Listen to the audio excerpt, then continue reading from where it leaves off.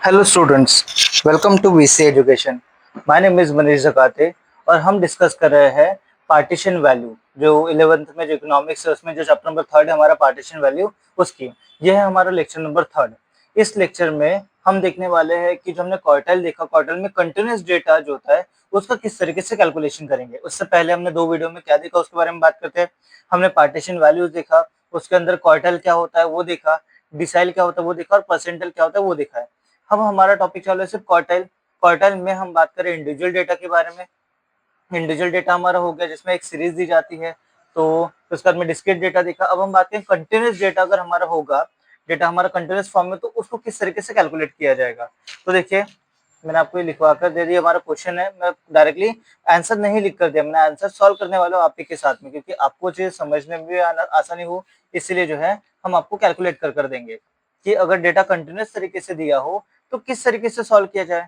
तो बेटा जब डेटा कंटिन्यूस होता है तो सेम इसमें भी हम क्या करते हैं, 3 कॉलम में होगा। हमारा ये रेनफॉल वाला पहला कॉलम होगा, सेकंड होगा नंबर ऑफ। देखो याद रखिएगा, हमने डिस्क्रीट डेटा में क्या किया, उसको असेंडिंग ऑर्डर में किया। बस याद है, कंटिन्यूस डेटा को हमको असेंडिंग ऑर्डर में नहीं करना है, क्योंकि ऑलरेडी कंटिन्यूस ऑर्डर मतलब असेंडिंग ऑर्डर में ही दिया जाता है। तो पहला कॉलम बनेगा हमारा रेनफॉल, सेकंड बनेगा नंबर ऑफ, यही हमारे लिए फ्रीक्वेंसी कहलाती है, और थर्ड कॉलम बनेगा सीएफ वाला। ये थोड़ा सा लेंथी टॉपिक है तो अच्छे से ध्यान दीजिए। सबसे पहले हम क्या करते हैं, जब हम आंसर निकाल डायरेक्ट आंसर निकाल रहे हैं तो आंसर में हम सॉल्व करते हैं। तो हम 3 कॉलम इसमें बनाएंगे बेटा।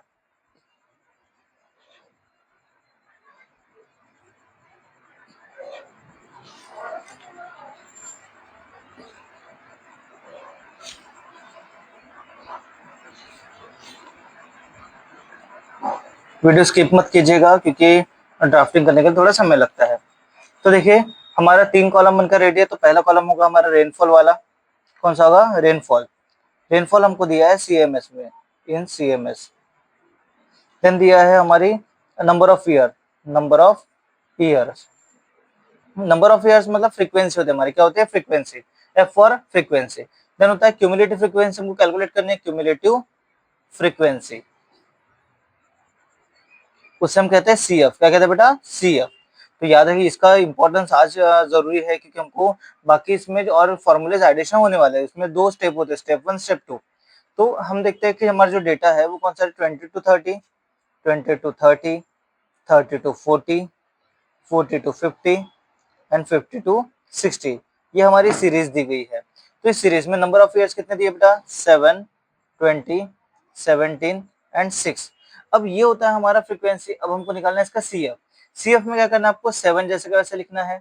7 + 20 27, 27 + 17 दैट इज 44, 44 + 6 दैट इज 50। तो हमको जो मिला, वो जो मिला हमको ये 50। तो 50 हमारे लिए एन होता है। 50 क्या होता है हमारे लिए, एन, दैट इज 50। तो बेटा अगर आप इसको टोटल भी करोगे तो भी आपको एन मिलने ही वाला है। तो ये होता है हमारा सबसे पहला स्टेप कि इसमें हमको बॉक्स निकालने हैं। इसके हिसाब से हमको क्या निकालना है, Q1 और Q3 निकालना है। मैं आपको Q1 निकाल कर देता हूँ और Q3 भी निकाल कर दूंगा, इसलिए वीडियो थोड़ा सा लेंथी होगा। तो ध्यान दीजिए, अगर हम Q1 निकाल रहे हैं तो फॉर्मूला मैंने आपको पहले, अगर आपको फॉर्मूले जानना है तो लेक्चर नंबर फर्स्ट जो है आप इसमें विजिट कर सकते हो। इसमें मैंने फॉर्मूलेज दिए थे इसीलिए। तो देखिए, ये होगा स्टेप 1। अगर हमको क्वार्टर चालू करना है तो इसमें होगा हमारा स्टेप 1, स्टेप 1। अगर हम Q1 निकालना चाहते हैं तो Q1 का फॉर्मूला क्या होगा, the size of n divided by fourth item या फोर्थ ऑब्जर्वेशन आप ले सकते हो। तो देखिए, द साइज ऑफ n कितना था बेटा हमारा, 50। देखिए अगर आपको चेक करना है तो n हमने 50 निकाला, 50 डिवाइडेड बाय फोर्थ आइटम या फोर्थ ऑब्जर्वेशन आप ले सकते हो। तो 50 को अगर 4 से डिवाइड करेंगे तो कितना आएगा बेटा, 12.5। कितना आएगा, 12.5 फिफ्थ आइटम।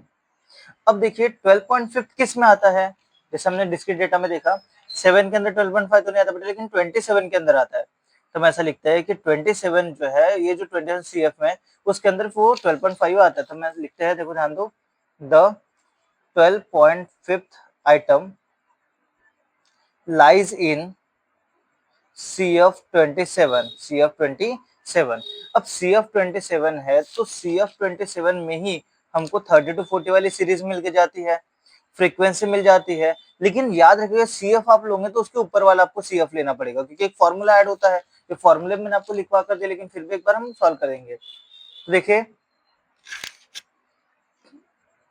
यहाँ पे हमको सीरीज कौन सी मिली, 30 to 40 वाली। कौन सी सीरीज मिलती बेटा, 30 to 40। 30 to 40 सीरीज मिल गई हमको। देन उसके बाद में अब यहाँ पर देखो ये है 30 to 40 सीरीज, उसमें f कितना मिल गया, 20। f कितना मिलता है बेटा, 20। f मिल जाता है 20। और हमको n तो पता ही है, n होता है हमारा 50। कितना है, जो पहले वो n जैसे का वैसे रहेगा। अब l मिलेगा बेटा, l मतलब क्या होता है, इन दोनों में लोअर वाली कौन सी फ्रीक्वेंसी, ये 30, दैट इज l। और h मिलेगा, h मतलब क्या होता है, दोनों के बीच का डिफरेंस, 30 और 40 के बीच में जो डिफरेंस है वो है 10 का। तो ये हमको सारी चीजें मिल गई है। और हमको मैंने आपको एक फॉर्मूला बताया था कि किस तरीके से इसको सॉल्व किया जाए। तो स्टेप 2 हम बात करेंगे अभी। स्टेप 2 में फॉर्मूला लगता है बेटा, अगर आपको Q1 सॉल्व करना है तो L plus n divided by 4 minus CF divided by F into H। ये फॉर्मूला आप याद कर लीजिएगा, तब के लिए आसान होगा। L कितना ये है बेटा हमारा, देखो 30 प्लस n कितना था, 50 डिवाइडेड बाय 4 माइनस CF। अरे हाँ CF रहेगा बेटा। CF कैसे मिलेगा, CF में देखिए ये जो 27 है उसके ऊपर वाला हमको CF लेना पड़ेगा, that is 7। That is 7 divided by frequency कितनी हमारी 50, सॉरी फ्रीक्वेंसी कितनी हमारी, f कितना निकाला हमने 20 इंटू h मतलब 10, दोनों के बीच का डिफरेंस। तो देखिए 30 प्लस 50 डिवाइडेड बाय 4 कितना होता है बेटा, 12.5 माइनस 7 डिवाइडेड बाय 20 आइटम आप ले सकते हो इंटू एच मतलब 10।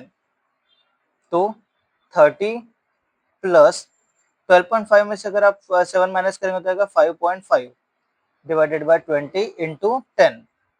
तो देखिए इसको ही कंटिन्यू करते हैं, 30 प्लस, अब हम क्या कहते हैं, पहले इसको इंटू कर लेते हैं। 30 प्लस 5.5 इंटू 10 मतलब 55, 55 डिवाइडेड बाय 20। 30 प्लस, अब 55 डिवाइडेड बाय 20 अगर आप कैलकुलेट करोगे तो होगा हमारा 2.75। तो इसका टोटल आएगा 32.75, इसलिए हमको Q1 मिल जाता है 32.75। ये हो गया हमारा Q1। अब हम बात करते हैं Q3 के बारे में। तो अगर आपको Q3 निकालना है तो हो गया Q1। अब Q3 का फॉर्मूला क्या है, द साइज ऑफ, ये स्टेप वन होगी, स्टेप 1 द साइज ऑफ 3 से इंटू करना पड़ेगा, या आप 3n भी लिख सकते हो, n divided by 4th item. देखिए द साइज ऑफ 3, n कितना था हमारा 50 divided by 4th item, 3 into 50 divided by 4 12.5 5th item. तो हमारे जो अगर आप इसमें 50 को 3 से इंटू करेंगे या फिर उसको उससे डिवाइड करेंगे या फिर इसको भी 3 से इंटू करने वाले हो तो हमारा आंसर होता है 37.5 आइटम। अब ऐसा भी कर सकते हो, 50 को 3 से इंटू कर दीजिए, 150 डिवाइडेड बाय 4 कर दीजिएगा तो आंसर उतना ही आएगा। तो इसलिए अब ये हो गया। हम अब बात करते हैं स्टेप नंबर 2। स्टेप नंबर 2 में हमको ये सीरीज में मतलब ये 37.5 वापस से पलटाना पड़ेगा। तो देखिए 37.5 किसके अंदर आता है, 7 के अंदर तो नहीं आता बेटा, 27 के अंदर भी नहीं आता, तो आता है 44 के। तो 44 को ही लगकर 40 to 50 वाली सीरीज हमको मिल जाती है। तो ये मिल जाता है हमको सीरीज, और ये होता है हमारा L, दोनों के बीच में 10 का डिफरेंस है तो H मिल गया।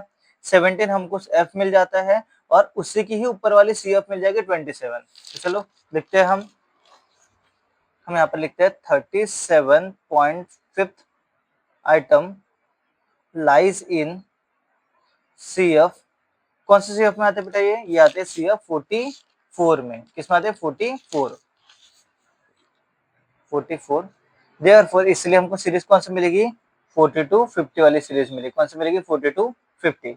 अब 40 to 50 सीरीज मिली है तो उसके बाद में इससे हमको L मिल जाएगा, L मतलब छोटा वाला 40, H मिल जाएगा बेटा, दोनों का बीच का डिफरेंस 10, और हमको क्या चाहिए F। अब उसी के ही इसमें अगर आप F देखो तो F था हमारा 17, कितना था 17। CF उसके ऊपर वाला मतलब 44 के ऊपर वाला होता है, जैसे 44 है तो उसके ऊपर वाला होगा था 27, और n तो हमारे पास है ही, n मतलब 50। तो ये हमको डेटा दिया है, जो हमने जो है सेकंड स्टेप हमने कैलकुलेट किया, स्टेप नंबर 2। स्टेप नंबर 2, इसमें हम फॉर्मूला काउंट करेंगे बेटा। Q3 का फॉर्मूला होगा L प्लस 3n, क्योंकि क्वार्टर थर्ड क्वार्टर निकला इसलिए 3n divided by 4 minus CF divided by F into H, ये हमारा फॉर्मूला है। तो उसके हिसाब से चलो कैलकुलेट करते हैं। एल कितना लिया था बेटा हमने, अगर हम Q3 कैलकुलेट कर रहे हैं तो एल हमने कितना लिया, एल हमने लिया है 40 प्लस, अब हमारा n कितना था 3, तो ऐसे करते n कितना था हमारा 50 डिवाइडेड बाय 4, क्योंकि क्वार्टर ले रहे हैं इसीलिए। अगर डिसाइल होता तो 10 लेते। देन उसके बाद में माइनस सी एफ कितना था बेटा हमारा, सी एफ था 27 डिवाइडेड बाय, और यहाँ पर एफ कितना था, फ्रीक्वेंसी हमारी फ्रीक्वेंसी थी 17 इंटू एच कितना था बेटा 10। तो बस इसी को ही कैलकुलेट करते हैं। 40 प्लस, अगर आप 50 को 3 से इंटू करते हो डिवाइडेड बाय 4 करते तो हमने ऑलरेडी कैलकुलेट किया, दैट इज 37.5। देखिए हमने कैलकुलेट किया था 37.5, देन उसके बाद में minus 27 divided by 17 into 10। 40 plus 37.5 में से अगर आप 27 माइनस करोगे तो हमको मिलेगा 10.5। 10.5 डिवाइडेड बाय 17 इंटू 10, तुमको मिल जाता है 40 प्लस 105 डिवाइडेड बाय 17। बेटा 105 को आप 17 से डिवाइड करते हो तो आपका आंसर आता है 6.18। कितना आता है 6.18, आप कैलकुलेट कर लीजिएगा। देन इसका टोटल करोगे तो 46.18, तो आपको मिल जाता है Q3। क्या मिलेगा बेटा, Q3। सो हमने ये जो हमारा चैप्टर है पार्टीशन वैल्यू, इस पार्टीशन वैल्यू में मैंने आपको क्वार्टल के बारे में सब कुछ बता दिया। क्वार्टल में एक बार शॉर्ट में प्रीव्यू कर देता आपको कि इस चैप्टर में हमने देखा था क्वार्टल के बाद। तो क्वार्टल में अब डेटा 3 तरीके के होते हैं, individual data, discrete data, continuous data. Individual data में सिंपल डेटा दिया था, हमने कैलकुलेट किया था। देखिए फॉर्मूले मैंने आपको लिख कर दिए, इसमें आप चाहो तो स्क्रीनशॉट ले लीजिए। इंडिविजुअल डेटा हमको दिया है, इंडिविजुअल डेटा में आपको सिंपल सिंपल डेटा दिया, उसको हमने असेंडिंग ऑर्डर में अरेंज किया और एक फॉर्मूला लगाकर उसको सॉल्व किया। Q1 और Q3 में बस 3 से इंटू किया था। देन डिस्क्रीट डेटा में हमको 2 डेटा दिए जाते हैं, इसको असेंडिंग ऑर्डर में पहले कन्वर्ट करना है और एक CF वाला कॉलम बनेगा, पहला डिजिट सेम ले लीजिएगा और इसको कैलकुलेट करेंगे तो हमको CF मिल जाएगा, सॉरी N मिल जाएगा। देन उसके बाद में हमने उसी में Q1 Q3 सॉल्व किया। क्वार्टाइल हमने देखा कंटिन्यूअस डेटा में, आज जो हमारा लेक्चर नंबर 3 है वो कंटिन्यूअस डेटा में हमने जो है वो क्वेश्चन दिया गया था, उस डेटा को हमने जो है फॉर्मूला से बॉक्स में कन्वर्ट किया, शेड्यूल में कन्वर्ट किया, इससे एन मिल जाता है। तो जब हम सॉल्व करते हैं तो 2 स्टेप में, स्टेप नंबर 1 पहले आप उसमें जो है वो सीरीज फाइंड आउट कर लीजिए, तो 12.5 आया था Q1 से, इससे हमने सीरीज फाइंड आउट कर ली। स्टेप नंबर 2 में ये फॉर्मूलाज पुट अप किया, वैसे ही क्वार्टाइल थर्ड में भी हमने वही काम किया। अब जो डिसाइल और परसेंटाइल जो है बेटा ये आप ही को ही करना है।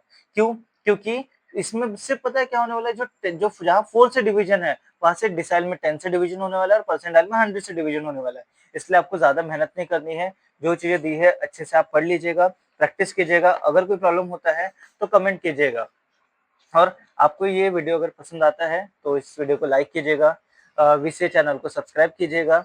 आपको डेली अपडेट्स आते रहेंगे, डेली 11th के बारे में, 12th के बारे में वीडियोस हमने प्लेलिस्ट बनाई है, तो प्लेलिस्ट चेकआउट कीजिएगा। इसमें 11th की अलग प्लेलिस्ट है, 12th की अलग प्लेलिस्ट है। आपको सारे वीडियोस टाइम टू टाइम मिलते रहेंगे, और बेटा पढ़ते रहिए। चलो keep it up, thank you so much बेटा।